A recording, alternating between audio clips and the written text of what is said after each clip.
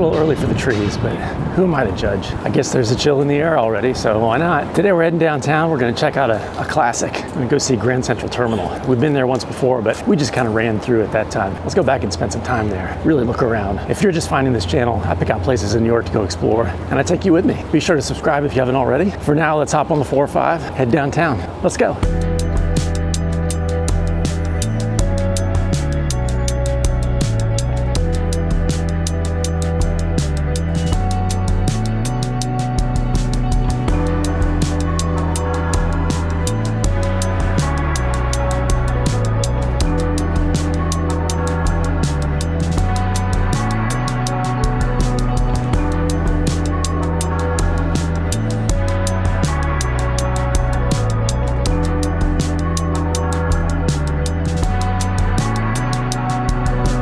Out of the subway, about to go into the terminal.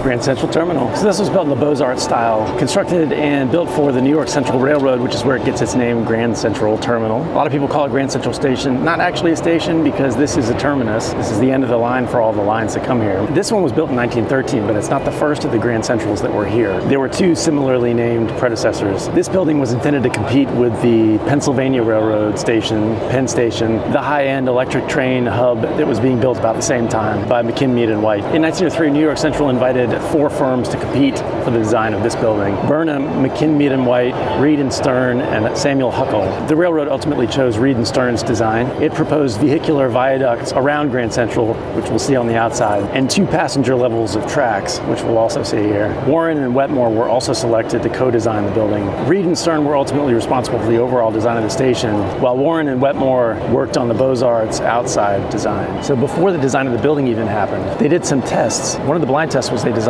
ramps of different angles and lengths and watched people walk up and down them to see which ones were the most manageable. Another test that we've already seen took place in Van Cortlandt Park. They set up 13 stone pillars of different kinds of stone to see which stones would weather the elements better for the exterior facade. If you haven't seen that Van Cortlandt episode, go check it out.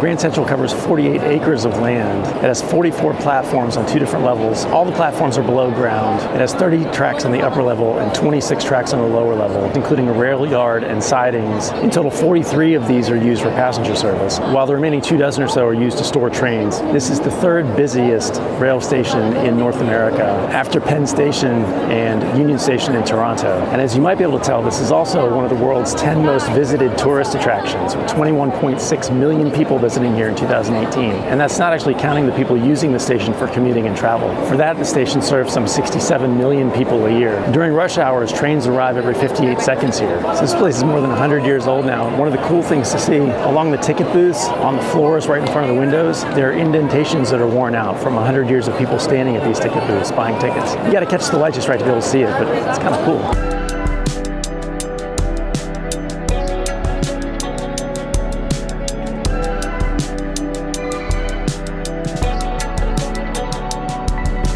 This is one of the ways that they incorporated ramps. This is certainly not ADA compliant, but it was one of the first stations that used ramps so that people could move from the train platforms up to the street with their luggage more easily. But here the ramp goes down to the lower level.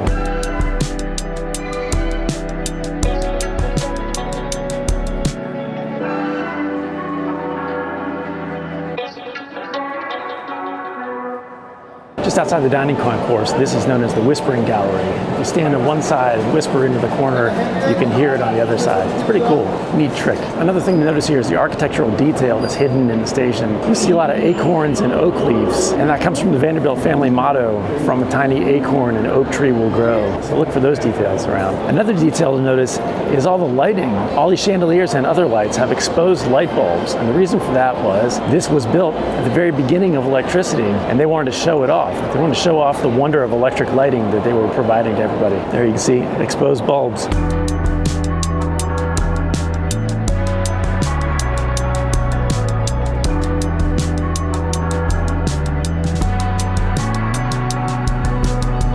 track 107, just a random set of tracks down here. No train on this one.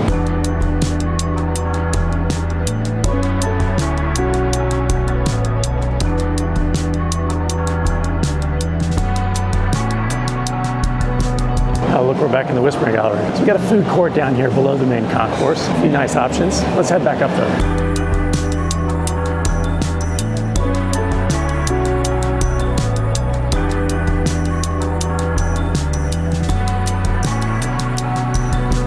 More tracks, lots of tracks. I love these classic old elevators. They're beautiful.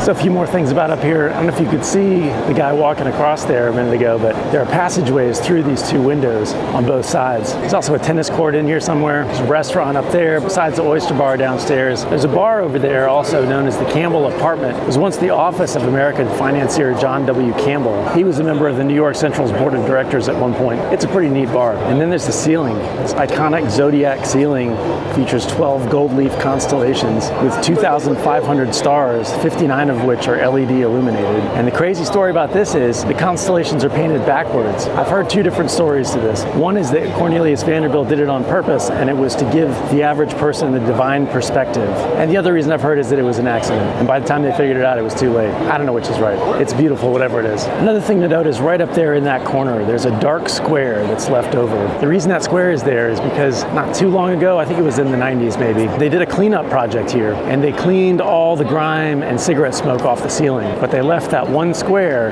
to show how dirty it had been. And it's pretty gross.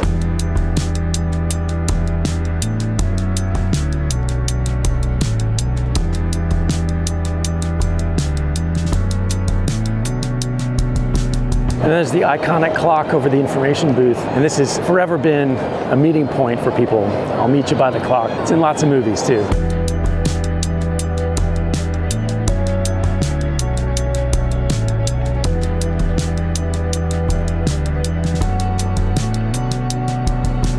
I believe this is the Biltmore Room, and it's famous as a meetup point for people, sometimes known as the Biltmore Kissing Room. You know, when people would get back from the trip, meet up with their loved one who they missed. You know, kind of wandering now, because I'm trying to find something that I haven't found before.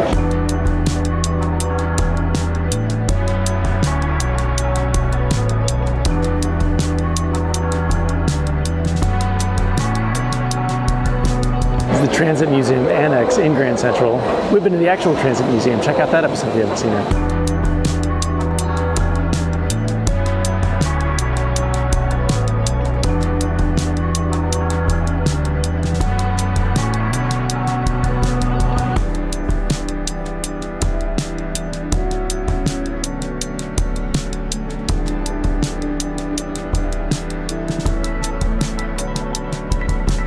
Finally found it. I've been wandering back and forth trying to find this place. So this used to be the Grand Central Theater, and back before television, they would show newsreels and short films here all the time. This was one of the ways that people would, while they were waiting for the train, catch up on what was going on in the world. After TV, it wasn't really relevant anymore, so turned it into something else. But you can still see the decor in the inside.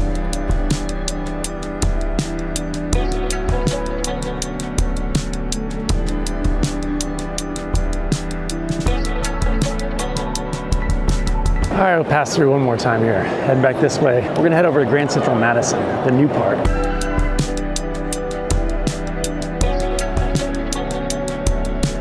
Back at the Biltmore Room. Now we're gonna head down.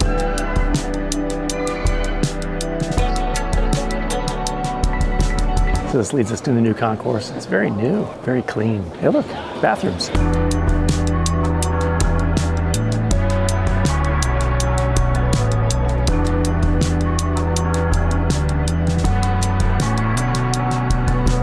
So we're almost at the end of the concourse now. We walked all the way down from about 42nd Street up to the end here is 48th Street. So it's not terribly exciting to look at. It's modern, it's new. This is all part of the East Side Access project. They've been talking about something like this as far back as the 1960s, but it didn't actually happen until recently. Construction only started in 2008 and they just finished 2023. The whole point of this is that the Long Island Railroad used to only come into Penn Station, and that made it really busy there. They want to provide some access from Grand Central Station to the Long Island Railroad, and that's what this is. So this is built from the east side of Manhattan to ease congestion on Penn Station. Let's go down and see some tracks.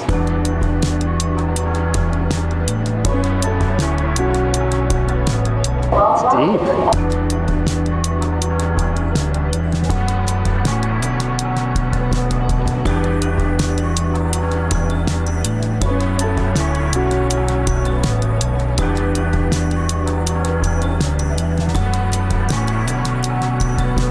Well, here's a random track. No trains on these tracks, but very clean, very nice, modern. I don't love modern, but it is nice.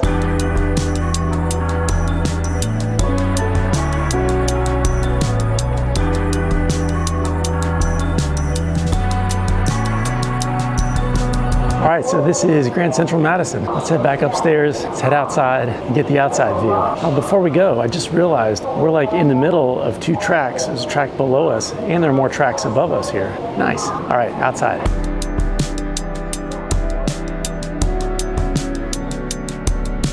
This is also new that there's a ton of retail space that they haven't filled yet.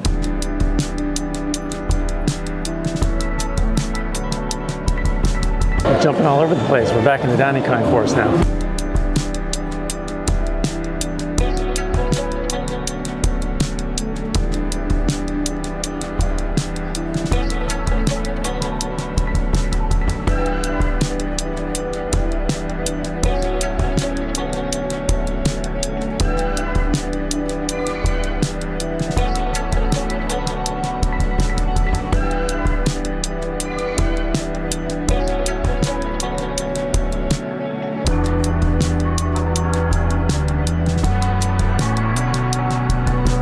So here you can see the Viaduct. This is the Viaduct that takes Park Avenue around Grand Central so that it can keep going up Manhattan. That was part of the whole plan that they had with this when they built it. Because you see this is Park Avenue and Grand Central sits right in the middle of Park Avenue. This whole area here is called Pershing Square and there's a nice little diner tucked under the Viaduct there. And we got the Tiffany clock up there and then right at the top of the Viaduct is a statue of Commodore Vanderbilt himself.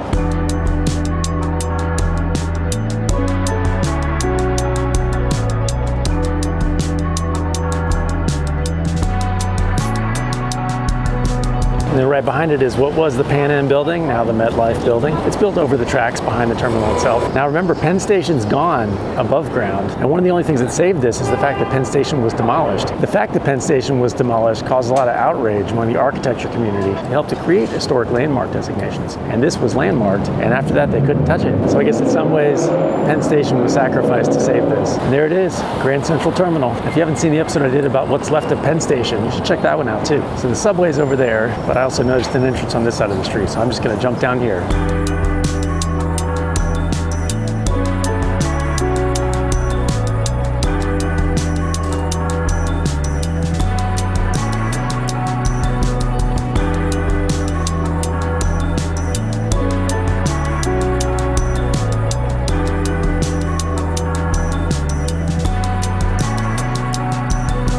I'm back up to the east side. Another amazing trip to the beautiful Grand Central Terminal. Truly a New York classic. If you're just finding this channel, be sure to check out all the rest of the episodes already available on Up to the East Side on YouTube. Like and subscribe, tell all your friends about it, and look for new episodes every Friday. I sure have a great time doing this. And thanks for coming with me to explore New York City. I'll see you next time.